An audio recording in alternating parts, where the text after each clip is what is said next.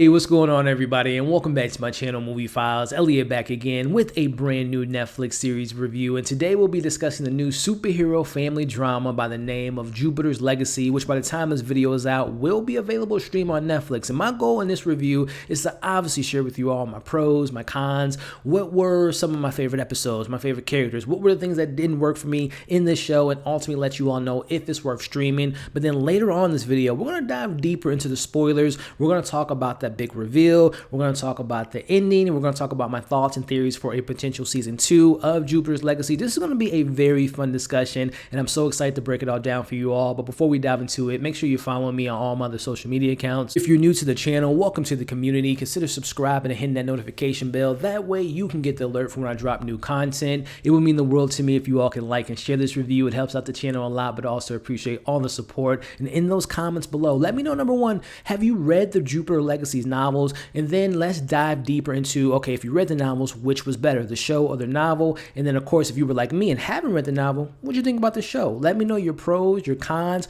What were some of your favorite moments? What are some of your favorite characters? What are some things that didn't work for you? And, of course, when we get deeper into the spoilers, let's talk spoilers a little bit later on. What did you think about the reveal? What do you hope to see in the season 2? This is going to be a very fun video, and I want to discuss it all with you all in the comments below. So for those that aren't too familiar with this IP, like I've heard of Jupiter's Legacy, but I've never read the comics, let me let you all know what this show's all about. Jupiter's Legacy is based on graphic novels by Mark Millar and Frank Quietly, and the synopsis reads, after nearly a century of keeping mankind safe, the world's first generation of superheroes must look to their children to continue their legacy, but tensions rise as the young superheroes, hungry to prove their worth, struggle to live up to their parents' legacy and their public image. Now, the showrunner behind this is Stephen S. DeKnight, and the first season consists of 8 episodes that range between 35 and 58 minutes long. All right, so right out of the gate, I have not read Jupiter's Legacy, but I've heard of it in the past. But I'm not gonna lie, I wasn't really sold on the show based on the trailer. The thing that really kind of got me excited with the show was, number one, let's start off talking with Stephen S. DeKnight, who did direct 2018's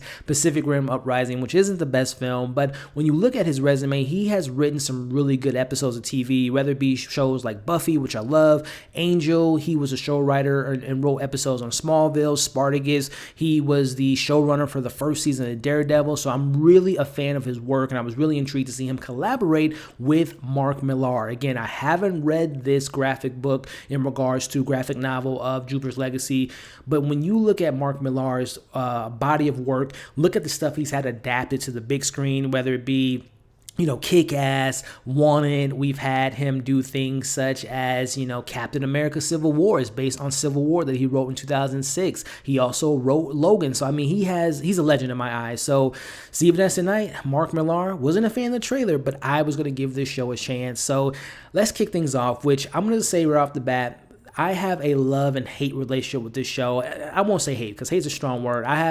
There are storylines I really enjoy. There are characters I love. There are themes I love. But then there are some things I just did not like about this show, which we'll talk about a little bit later. But let's talk and focus on the positives. At its best, this show reminded me of a couple different things. Number one, it reminded me of Arrow. And the reason I say Arrow, if you guys watched Arrow on CW with Oliver McQueen, that show had a lot of flashbacks. And this show, Jupiter's Legacy, has a lot of flashbacks to tell the origin story of the first generation superhero. So it reminded me of Arrow. It also reminded me a lot of Watchmen. And the reason I say Watchmen is because if you guys are familiar with that phenomenal movie, the TV show, fantastic. That show has, the first generation of the Minutemen, and generations ahead, we have the Watchmen, and the whole themes of who watches the superhero, who watches the Watchmen, kind of plays within this show. And then another show that comes to mind when I think of Jupiter's Legacy was The Umbrella Academy, which is another fantastic show on Netflix. I say that because it does remind me of the flashbacks that the show had, but in those flashbacks, it gave you the family history. It gave you a little bit of a mystery box of who these characters really are. So again, those are some really great shows, and this show at its best reminded me of some of those great shows and movies. And going into a little bit of my pros here, I mentioned I wasn't a big fan of some things, the flashbacks, which we'll save a little bit later, but in regards to what worked in those flashbacks for me, it is an origin story. It tells you the first generation of these superheroes and how they came to be and how they became the Union of Justice. And the things I loved about the flashbacks were the characters involving Sheldon's story, Walt's story, Grace's story, Fitz's story, and of course, George, my favorite character, who we'll talk a little bit about later. it's seeing their journey. It's seeing them discovering their powers. It's seeing their ups, their downs, things that, Sheldon goes through with his dad and everything that he goes through with his business, with his brother Walt. All that stuff in 1929, going into the 30s, I came to really appreciate their story as the season kind of went on, because again, I'll talk about my negatives with the flashback, but it's those things that really kind of got me intrigued, which again, kind of speaking to, I personally connected to the present day storyline because I found that to be a little bit more consistent. I found those characters involved in the current storyline to be a little bit more intriguing, but again, I did come to appreciate those flashbacks. But going back to some other positives, I love when superhero shows dive into like the politics in regards to how do people view superheroes. I love how this show, how the citizens of the U.S. primarily looks at the Union, which is essentially the Justice League of this world, and how the code comes into question. Now, the code is something that Sheldon, the Superman of this universe, the Utopian, he goes by this code where it's like a checks and balances. You don't kill superhero or supervillains. No matter what happens, you never kill. So I like how they kind of play that into the show. And there's also a little bit of, I'll throw this into the mix. It reminded me a little bit of The Boys. And the reason I say it reminds me of The Boys is because a lot of these superheroes are viewed upon as celebrities in this universe. And they have to kind of have a certain persona. They have a certain image that they have to portray to the public. So it reminded me of The Boys in a certain sense. And also going into some of the themes in the story within the show tackles a family drama. And it tackles a lot of family drama. A lot of family drama I wasn't expected, which goes back to Stephen DeKnight being the writer of Smallville. This show kind of had like a parenthood vibe to it, because you have Sheldon and Grace, who are the most super powered beings on the earth. They have their kids, they have their younger generation, Brandon and Chloe, and then kind of bestowing upon them their beliefs, the code, what it takes to be a superhero in this world, and seeing that particular journey and seeing the kids trying to fill in their parents' shoes was a really interesting concept. And how the show tackles things like following your parents' footsteps, following in your parents' path, following, legacy is a big thing about the show. I mean, multiple generations, whether you look at Sheldon and Walt and how they looked at their dad and trying to follow in his footsteps, you look at Chloe and Brandon, you look at Fitz and his daughter, and there's some other characters that have other kids in this universe. I like how the show tackled family legacy and how it shows the burden that goes on these younger generation superheroes on their shoulder. And then again, I want to touch a little bit on the code that Sheldon goes by, and how it's kind of an old-fashioned type of way that he goes about collecting these supervillains. And in today's society, they're tired of the code. They're tired of the superheroes just slapping the villains on the wrist and throwing them in a max prison. They want more punishment. They want these supervillains to be taken out. So I like how the show kind of handles that idea of the Batman thing. Batman never kills. He never crosses that line. But in this world, there's only so much room that you can put these supervillains in max. So I kind of like how they tackle that issue of the code that applies in the show. So let's kind of transition into what makes the show interesting, which is the characters. Starting off with our lead and our main, like I said, the Superman's universe. That's Sheldon, who is the Utopian, who is played by Josh Duhamel. Now, Josh as an actor, he's kind of more missed and hit for me because he plays the same character in a lot of stuff. So I gotta say, in this show, I was a little bit skeptical of him being the lead and being the main guy in the show. He surprised me, both in the flashbacks, seeing Sheldon kind of coming up, being a daddy's boy and getting everything handed to him, and seeing his struggle dealing with the trauma that he goes through with his dad, seeing him gathering all these other people to go on this journey, this trip of a lifetime to the island to discover their powers. I really kind of like what Josh Duhamel was able to do in those flashbacks, but I was even more impressed by him in the current timeline, because he reminded me, not to the acting abilities of Ben Affleck, but he reminded me of Ben Affleck in Batman vs. Superman. Sheldon has been a superhero for 90 years. He's seen the good and bad in society, and just seeing that tethered look on him. He's a battled, seasoned superhero. So I kind of like what Josh Duhamel did. I thought his screen presence was really strong, and he felt like the Kingdom Come superhero Superman storyline, where he's seen the good and bad in society. I really was impressed by Josh Duhamel. Now, I'm not gonna lie, the Utopian Sheldon wasn't my favorite character, but I have to say I was pretty impressed by Josh Duhamel because I'm not the biggest fan of him as an actor, which brings me into his brother Walter, aka Brainwave. Now, he is a very complex character. I much more preferred Walter in the present storyline, in the present day, because he was more complex. He has a pretty interesting storyline and a big kind of, reveal in the show that I really enjoyed. In the flashback, Walters was just kind of one note. He was a jealous older brother. He had his disagreements with his brother Sheldon. So I definitely say I like the character as a whole, but I definitely liked Walter more so in the present day. And when we get to the spoilers, we'll talk about that a little bit later. But another character I was really fond of is Grace, who is Lady Liberty, who is the wife of Sheldon, who's also like the second most powerful being in the universe.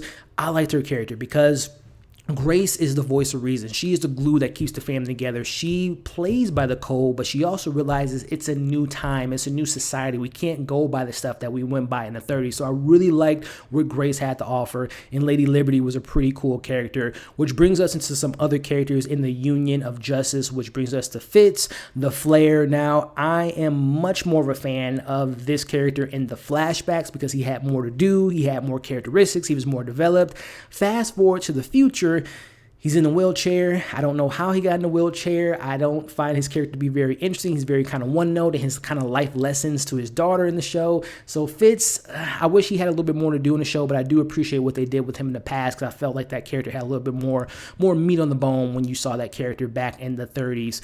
My favorite character of the entire show, and should have been in the show a lot more than he was, especially in the present time, and that is George, aka Skyfox. He is the Batman of the crew. I really enjoyed this actor. I believe his name is Matt Leiner, if I'm not mistaken. He voices Anakin Skywalker on the Clone Wars. I'm not too familiar with his live action work. He was fantastic. He was the best actor. He was consistent. He had charm. He has charisma. Like I mentioned, he's essentially, in the flashbacks, he's essentially the Batman, the Bruce Wayne of the crew. He has the funds. Again, he has the charm. He has the wits. He has the charisma. I love George, and we don't get enough of George in the present day, which we'll talk a little bit about later, but I'm such a fan of him. I stand behind George Skyfox. I am a fan of you, Skyfox, and I really enjoyed that actor. And George is easily my favorite character of the show, which also brings us into the kids, the new generation of superheroes. So starting off with Brandon.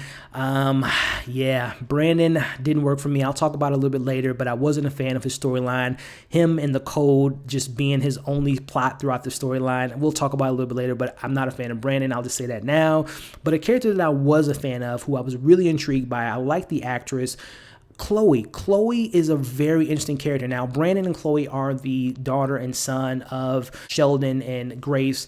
They are the kids, so they have the shoes, the big shoes to fill, because their parents are who started the Union of Society of the Justice. So they have a lot of shoes to fill. I mean, Brandon has to take up the mantle from his dad. We have Chloe, who doesn't want to be a superhero. She wants to create her own path. She's the black sheep of the family. She deals with drugs and alcohol. I really enjoy Chloe. She was way more interesting than Brandon, a really good, interesting character. We'll talk about her a little bit later, but I'm a much bigger fan of Chloe than I am Brandon. And then we have, last but not least, we have Hutch, who I won't say who he's related to in this show, but he has a similar charm and charisma to another character in the show. He reminded me a lot of Zac Efron. He was like the black version of Zac Efron, but that character was so awesome.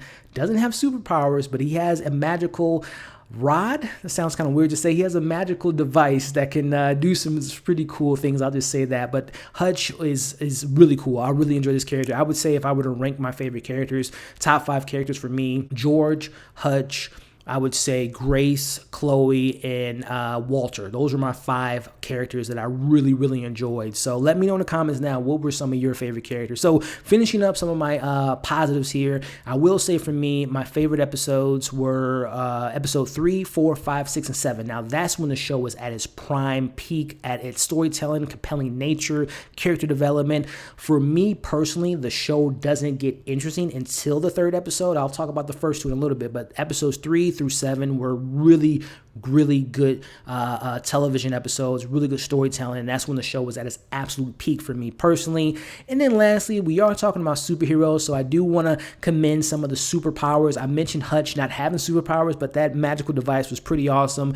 Brainwave, the way he can get into people's head, reminded me a lot of Professor X. And then, of course, the Krypton powers that the Sampson family has, Grace, Sheldon, and their kids, Chloe and Brandon. I like their power sets. They're indestructible pretty much, but the power sets were pretty cool. And last but not least, the visual effects, the action got better as the show went on. I'll talk about the stuff that didn't work for me a little bit later, but those stuff got better as the show went on. And also the prosthetics of our first generation superheroes being forwarded into the future. I thought the prosthetics, at first I was like, I don't know if I'll be able to go back and forth with them being young and being old, but I end up liking the prosthetics of those actors later on in the show. So those are mostly all of my positives. Transitioning into my criticism with the show, I mentioned my love and dislike of the flashbacks. These are the things right here that I did not like about the flashbacks. I didn't connect to a lot of the flashbacks in regards to where I was so invested in the present day storyline. Whenever we would cut back to the future or to the past, I'm like, why did you guys stop? The present is more interesting than the past.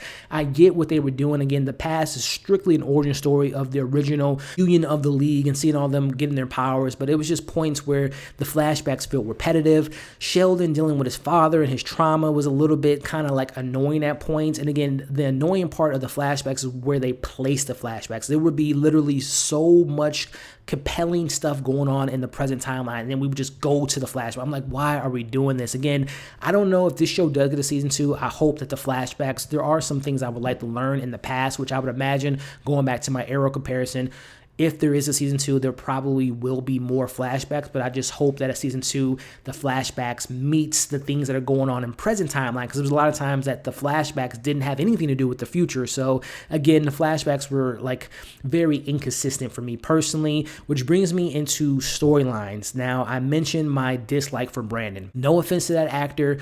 He wasn't a good actor to me. I did not like his storyline. And also, I'll throw Chloe in the mix. Again, she was one of my favorite characters, but it's not the actress, it's the story. Chloe and Brandon had no arc to me, in my personal opinion. Without diving into spoilers, Brandon deals with something early on the show that involves the code, and he has to kind of deal with the code and the ramifications of what he did, and that's literally all he does in the show, and he really doesn't have, he's just sidelined the entire show up until the finale, and he really doesn't have much to do. That's why I wasn't the biggest fan of Brandon. And then on the side of Chloe, she's the black sheep. She drinks, she smokes, she has her own path. It was interesting, but it was like, okay, can she do something other than that? She does eventually do something other than that when she gets involved with Hutch. But for a little bit of the season, it was just like she was only good in doing just one plot, which was a little bit unfortunate because they are some really interesting characters, which brings me into the way they tell the story. It's an origin story, but it's also a sequel, and it felt like there was a story that was missing in the show. It almost felt like, in my comparison here, it reminded me of if you watch The Rise of the Planet of the Apes and then you just watched War of the Planet of the Apes, what about that second story? That's what this show is missing to me. Like, it was a lot of like plot holes to me in this show regarding superheroes. How did they come to be? There is an episode that shows you how the powers, there was like this radiation that went out, so you assume that other superheroes were born by this particular thing that happens in the show, but I just wish it was explained a little bit more in regards to the other superheroes in the world, not just the US, which brings me to their headquarters, the Union of Justice. No one's ever there. Like, I understand that they're probably out patrolling the streets, but I would have loved to have seen a little bit more vibrant nature in the Union headquarters. We also have this headquarters, but are there super villain layers? Are there other super villains that team up together? I feel like the show at time was lacking world building, and not even necessarily the world, but because the show only focuses on America. Like, there's no global world ending type of things. I would have loved to have expanded upon more than just the confines of the U.S. That's something I would like to see in a season 2. And also, it speaks to, I wish the show had 2 more episodes to really flesh things out, which brings me into, this is a small nitpick because I'm a big fan of this character. We needed more George. I understand why George wasn't in the present day, but we needed more George in the present day because he's such a fantastic character. Season 2, give me more George. But lastly, kind of wrapping up my criticisms, I mentioned that for me, episode 3 is when the show got personality, got really intriguing, got really interested. I'm not going to lie, episodes 1, episodes 2, were borderline terrible for me. Especially episode 1, especially that last battle that ended episode 1 with Brandon and Black Star and all the, the Union. That action set piece reminded me of CW Supergirl mixed in with Spy Kids, mixed in with Lava Girl and Shark Boy. Those visual effects, those fighting choreographies, that whole scene to me, I was almost not going to watch episode 2. That's how terrible I felt about that first episode. That battle was just terrible. And the second episode didn't do much for me. So listen, I live by the code of I give a show 3 episodes, and thank goodness I did 3 episodes, because 3 episodes to me is one of the better episodes. But those first 2 episodes were rough in my personal opinion. And last but certainly not least, I did not like the costumes, guys. I thought it looked like Shazam. It's all puffy. It just didn't look good aesthetically. I hate it. I don't like to use word hate, but I dislike their costumes. Everyone's costume to me was trash. I did not like the costumes at all, but that's just my personal take. So look, overall, do I recommend you all check this show out? Listen, it sounds like I had a lot of criticisms, but at the end of the day, I did enjoy the show. At its best, when the show tackled the generational differences in handling the code, stepping into their parents' shoes, as well as focusing on one storyline at a time, that's when the show really kind of shined to me. Again, episodes 3 through 7 were really good television. So with all that being said, yes, I recommend you give Jupiter's Legacy a chance, dive into this universe, and if there is a season 2, which I think there will be because there's a cliffhanger, I will be exploring season 2, because I just hope that they make things that didn't work for me, they brush it up. They make it a little bit more intriguing, make those flashbacks more intriguing, give me more George, give me more of the family drama and dynamic, the world building, the politics, globally, what's going on with the superheroes. Give me more of that. I'm on board for season 2. Give it a watch, and when you do, let me know what you thought of it. So that is my spoiler-free portion, 20 minutes into this video. Again, time codes, chapters, all that stuff is in the video. Let's talk about spoilers. Spoiler warning, if you haven't seen the show, dive out, watch it, come back and join the conversation. But if you've seen the first season, let's talk about it. So let's get into Walter, aka Brainwave, is behind everything. He is the mastermind that cloned Black Star. He is the mastermind that trapped George in the clone of Black Star. He wants to separate his nephew from his dad. He also killed his daughter, who I love that character, by the way. I wish they didn't kill her off because she was so badass. But nonetheless, what now, Sheldon? What are you going to do when you find out that your brother Walter, I don't know if he wants him dead, but he definitely wants position of power. How is that going to play out? So again, I didn't expect that. That was I haven't read the novels again, like I said. That was a pretty big twist because I didn't see that coming. Yes, I understood when we got the flashback that Sheldon was not a fan of his brother. He was jealous of his brother. He felt like his brother got everything handed to him. He felt like he was more of an employee to his dad than an actual son. I get the jealousy, but what now? What is his goal with separating his family? Does he want to kill his brother? Does he want to just be in a position of power? What does Walter want? Will he trap his brother in someone's mind? Only time will tell, but I thought that was a pretty big reveal. I am so excited to see, as far as like my next portion of the spoilers in this video. My favorite character, George, needs to be saved, but my second favorite character, Hutch, his son, I want to see what that looks like. I want to learn about what George did in the past to make him become this villain. What was it that Walter did to make him look like a villain? What happened to George's wife? What happened to Walter's wife? What happened to, the young lady that Sheldon was going to marry? I don't think we'll get any more of her, but that would be interesting to explore. So there are some questions I have. What other superheroes are out there? I should say superheroes as well as supervillains. Will Brandon forgive his dad? Because we got to remember that his dad, Sheldon was going to let his son die. He said he was going to let him die, but I mean, it was a pretty, Black Star had a pretty good hold on his son. And is there more on that island? Is it once you get the powers, you could never go back to the island? Can other people get powers from the island? I want to learn more about that island. But again, what now? Brother versus brother, Walter versus Sheldon. What will season 2 have to offer? Pretty interesting stuff, ladies and gentlemen, but that I didn't want to dive too deep into the spoilers because, again, that was the big reveal, and I spoke about a lot of the stuff that I had issues with in my non-spoiler portion of the video. But again, I'm looking forward to a season 2, and I hope they really do flesh out the world and they introduce more characters and they really kind of, give us more interesting stuff in those flashbacks. Because some of those flashbacks were not the best television stuff for me. And please, can we get some better costumes please for season 2? But that is my thoughts on Jupiter's Legacy. Again, I do recommend people check it out. I did have a fun time with the show, and I hope that season 2 has more to offer in the story department. But that's my thoughts, my pros, my cons, my theories, all that stuff. Hope you guys enjoyed this review. Make sure to like the video, share the video, leave your thoughts in the comments, subscribe to the channel if you haven't already, hit the bell, that way you don't miss any of my other content. Hope you all enjoyed this video. Hope you're staying safe, and we'll see you in the next video.